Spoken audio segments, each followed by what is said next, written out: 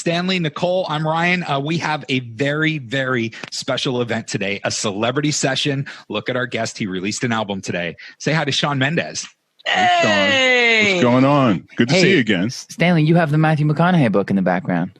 You noticed that, right? Yeah. It's really good. We were talking to him a couple of weeks ago. I suggested everyone go out and get it. That's why it's really amazing. I finished it a couple of weeks ago. It's amazing. Yeah, right? So I don't know if you know, do you know the inside? All right. I don't know if you know the inside scoop, but he did share with us that his kids were very impressed that he had your number, and he was like, well, let's call him right now. And they're like, no, we don't know what we're going to say. And they like sort of freaked out. And he was like, eventually we'll get there. But is he somebody that you look up to? Is he somebody that you're enjoying getting to know? I'm basically trying everything in my power to look like him, sound like him, and act like him. Are you a big reader? Do you go through a lot of books? I wasn't forever, and then this year I've read more books this year than I have in the last 10 years. So now let me ask you something. When you go through books, do you get the actual hard copy of the book, or do you Kindle it, or? I get the hard copy, and I do audiobooks depending on how patient I am or not for Amazon. But it's one or the other. But I loved reading that book, physical copy actually of him. But he's amazing. I reached out to him randomly, and I had no idea if he would get back, because I was just like, I just need to call you and ask you how to do life. This is before the book even came out. It was just we had a long call on FaceTime, and he's been so gracious with his words, and all right. Now here I am. It's funny that you say that, because he does. Like, you said it perfectly. Like, he does know how to do life. We got a chance to chat with him just a little bit ago, and he had so many beautiful things to say about you. He feels like you're just like a stand-up guy. Like, you're doing everything in life right, and he really, really he thinks you're just something special. So it was really cool, and I hope that you guys just keep growing your friendship. Yeah, me too. I mean, it's crazy because I think it's amazing to read a book like his, and I don't know if we talked about this last time, but just the messiness of life is the way he puts his childhood, that was, in his words, crazy and messy, is he was honored to grow up that way. I know he probably told you guys that, but it just makes me think about my childhood and everything messy and everything weird and uncomfortable that I went through maybe, and how I'm honored for those things to make me the person I am today. I just think it's a beautiful way to look at life, and if you can, so. I agree. You seem to find in life the messy stuff makes you stronger. That's where you grow. That's where all that weird growth is. It was funny because obviously we've all watched the documentary. It was epic, by the way. If you have not seen Shawn Mendes' documentary, it is so beautifully done. And I feel like I got to know you so much, and I feel like you were so vulnerable, which I appreciate. So thank you. But yeah, it was fun looking back into your childhood and the connection that you still have with home. It feels like you haven't lost yourself. It feels like that is so still much a part of you. Your friends, your actual house, your town. Mm-hmm. And I think that that's such a cool thing. And I feel like you yearn for it when you're on the road. Dave Chappelle, I was watching his, he just released a thing on Netflix, with David Letterman. And he talks about how important it is to make your little corner of the world all beautiful and warm. And he talks about his community and how it's like his sanctuary. And I never really thought about it that way, but it was so true. You don't have to you don't have to change the entire world. You just got to change your little corner and work from there. And it was a beautiful way of putting it. But it really, watching the documentary back reminded me oh yeah, this is important. These people from home and just that area that's where I grew up. That's my roots right there. Right. Now, speaking of people that are important, we have a lot of listeners actually from all over the country, and they have a few questions for you, Shawn. They love you as we celebrate Wonder's release today. We got Caitlin in Connecticut. Hi, Caitlin. What's your question for Shawn? Hi, Caitlin. How are you? I'm good. How are you? Your concert was absolutely amazing, by the way, last year. I loved it so much. You look like you just came from it. My question to you is, what was your favorite quarantine snack? My favorite quarantine snack. I don't know if you know, but there's this chocolate. I guess it's like a bougie, healthy chocolate, but it's called Hue chocolate, and it's I love Hue chocolate. Yeah, so you know, and you eat it like a demon, don't you? I know, I do it too. Yes, like an animal. So I can eat it's like the serving size is half the bar, and you never read something that's chocolate, and they're like, eat half the bar, and you're like, it's serving size half the bar, so 2 serving sizes the entire bar. This is a great life. Anyway, yeah, Hue chocolate. While you were in quarantine, did you get to cook a lot? Did Camila cook for you? Did you cook for her? Do you guys just cook in? We cooked a lot actually. I'm thinking I'm an okay cook. She's got that natural, like, just put a little of this in there, put a little of that, and make the butter, put a little bit more butter and salt, and it ends up tasting so much better because I'm always trying to make like this crazy healthy version that tastes like air. Well, one reason we're all here today and very excited about is you're going to perform, and this is something we just can't wait to hear. But you're gonna start off with intro, and I guess before we go, is there anything you want to say about the song? And then you're going to do Wonder too. Is there anything you want to say? I mean, this is like, there's been no live shows, and this is live top to bottom, and there's like real nerves. It's a really weird feeling actually. But intro really is exactly what the name is. It's the introduction to the person I feel like I've become over the last year, and lyrically and musically, it kind of opens the doors for what Wonder is the essence of. Shawn Mendes, that is absolutely amazing. It is so good to hear you play. It's the mashup on SiriusXM Hits One. We're doing a celebrity session with Shawn Mendes, and we just heard Wonder. So we have a lot of listeners here today that are asking questions or want to know things from you, and we have one actually about Wonder. So Bella is from New Jersey. She's nice enough to be joining us here today. So we're going to get Bella up on the screen, and we're going to let her go ahead and ask her question. Hello, Bella. What's up, Bella? Hey, Bella. Bella's got the fairy lights in the background. Like that. Hey, how's it going, sweetheart? Good, how are you? I'm good. I just want to say real quick, I got to meet you in 2014, and I didn't get to tell you that I loved you. Oh. And it ate me up for years. So literally years. That's a long time ago. I just want to say I love you so much, and I'm so proud of you and the person you become. Oh, you're so sweet. Thank you. I love you too. So my question is, Wonder seems to be more vulnerable. So I was wondering what sparked that shift. I think it's just the constant growth and realization that the most amazing art, in my opinion, comes from truth and vulnerability. And the music that I listen to and love to connect with is authentic and vulnerable. So therefore, I kind of started to go that way. But yeah, I mean, I think as my albums go on and on and on, I get more comfortable with who I am and also letting everybody else into that world of who I am. And that's kind of what's happening at the moment. Yeah, Do you push yourself to be vulnerable, or is it something you're very comfortable with and it's sort of like therapy for you and you want to do it? I think a little bit of both. I think there's something cathartic about speaking your truth at all times. Although it takes a lot of courage, and sometimes you say things that you regret saying, and you feel like, I don't want to say that, but then you just kind of have to be there for yourself and have your own back when you say those things, because otherwise you're just putting on a face and trying to be someone you're not at all times, and that's just that's not a fun way to live, I don't think.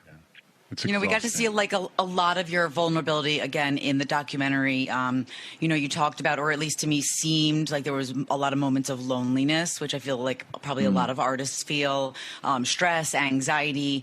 How do you decompress or shut everything out when you are on tour or you are feeling all of those overwhelming emotions?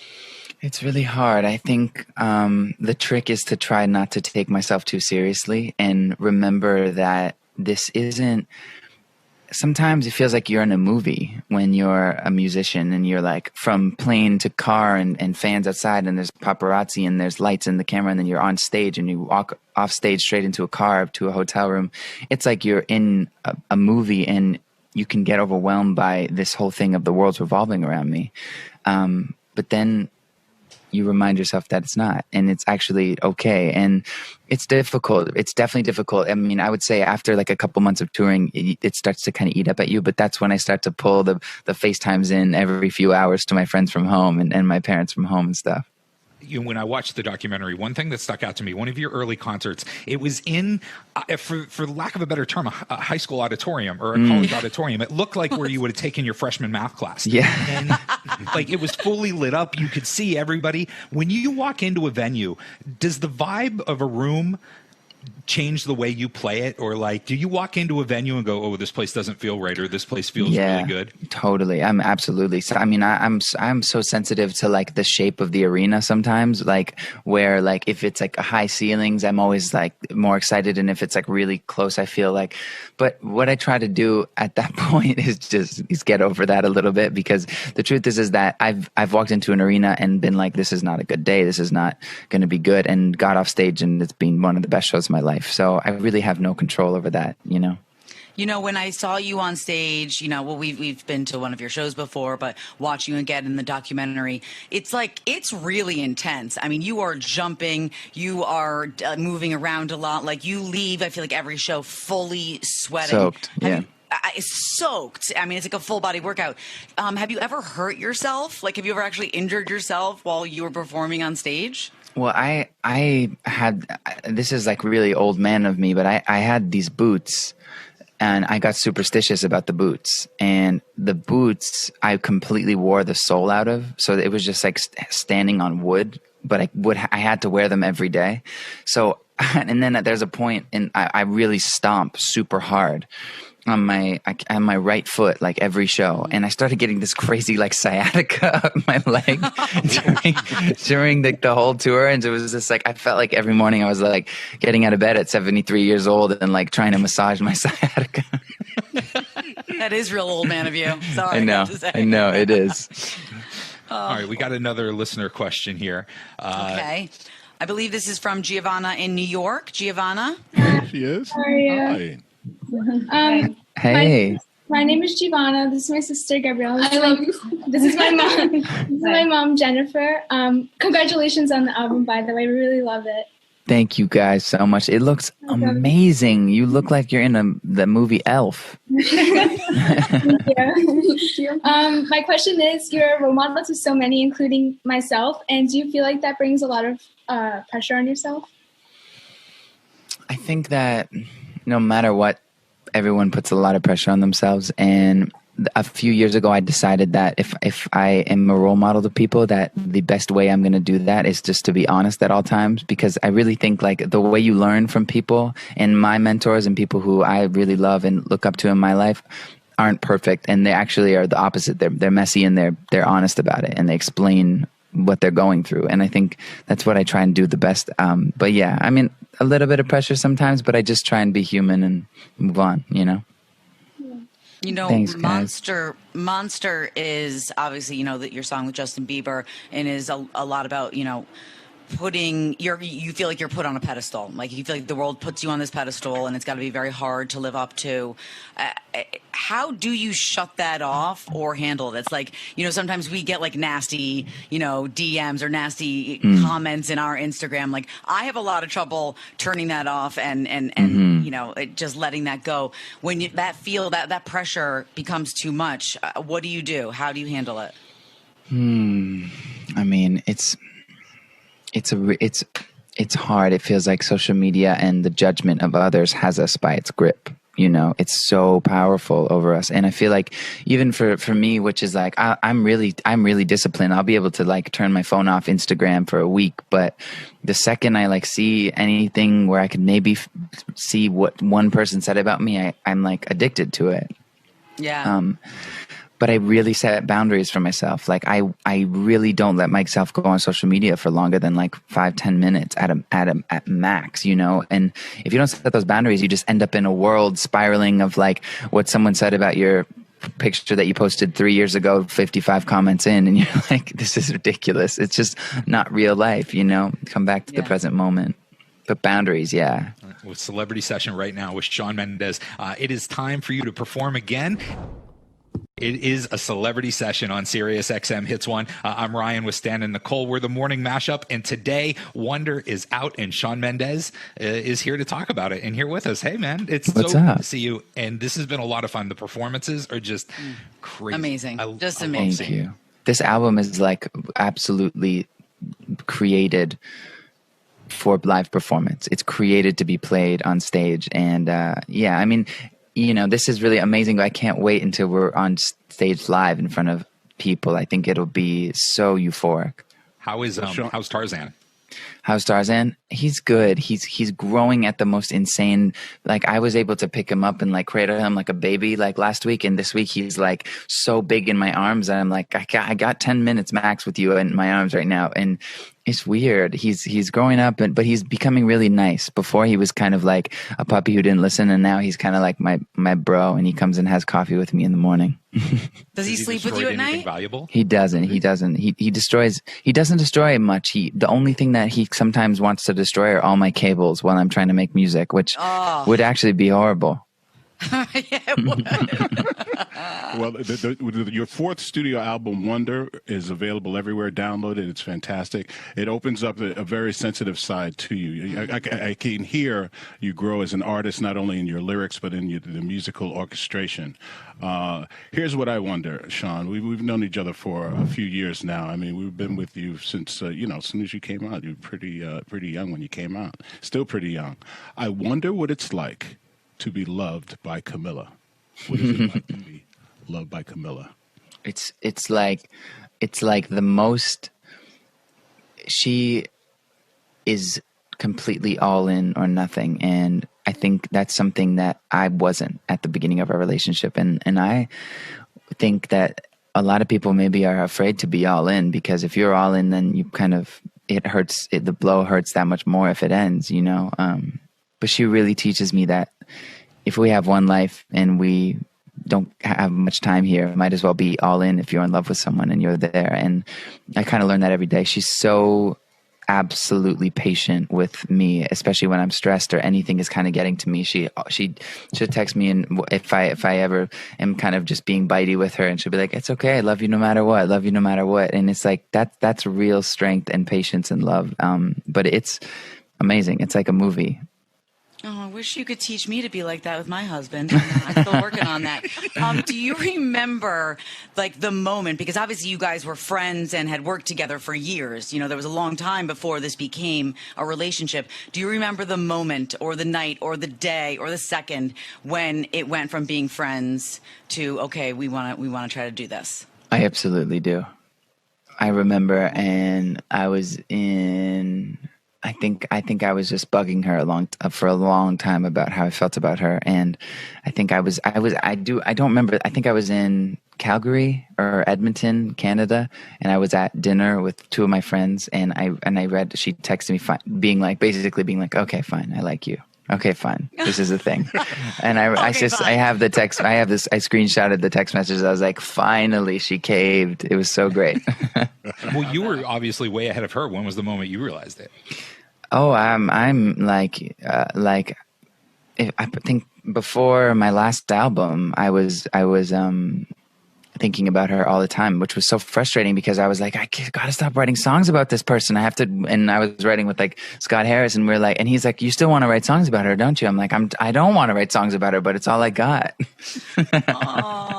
You know, there was a moment in the documentary where you actually run inside and hide a photo frame that was on the piano. And I just need to know, why were you so determined to hide that from the cameras?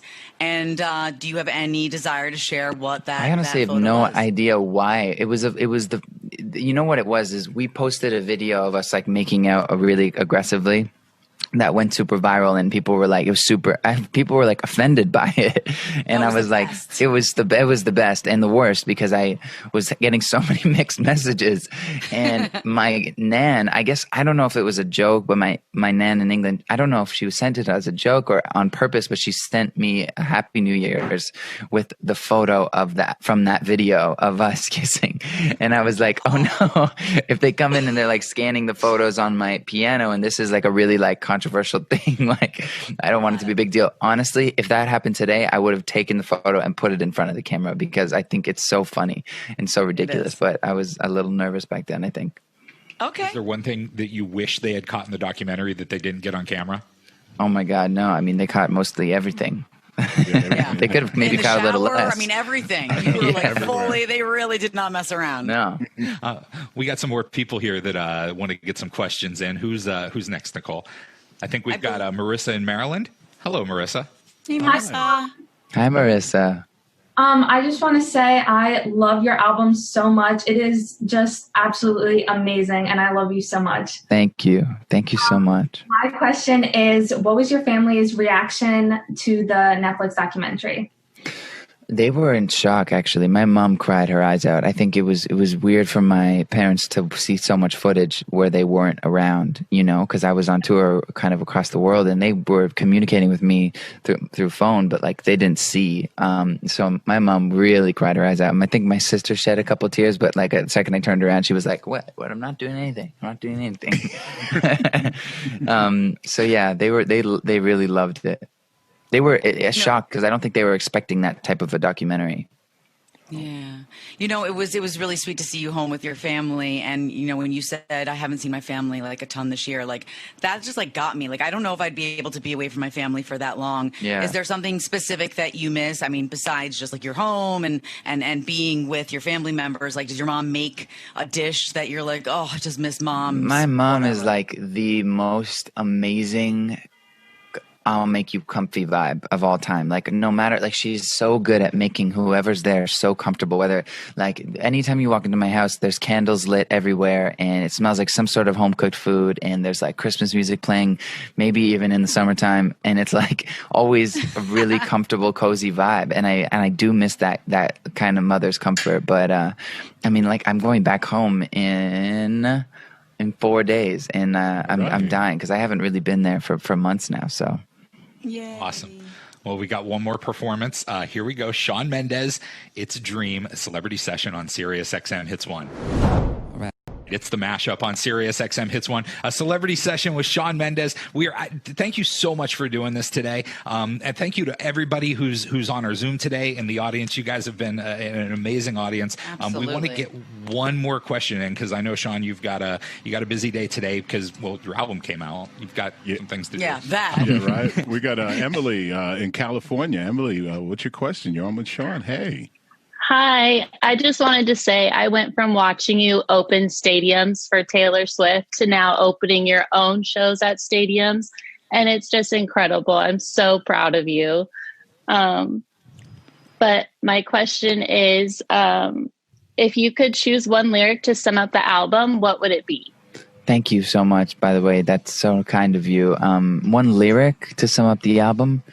Mm-hmm.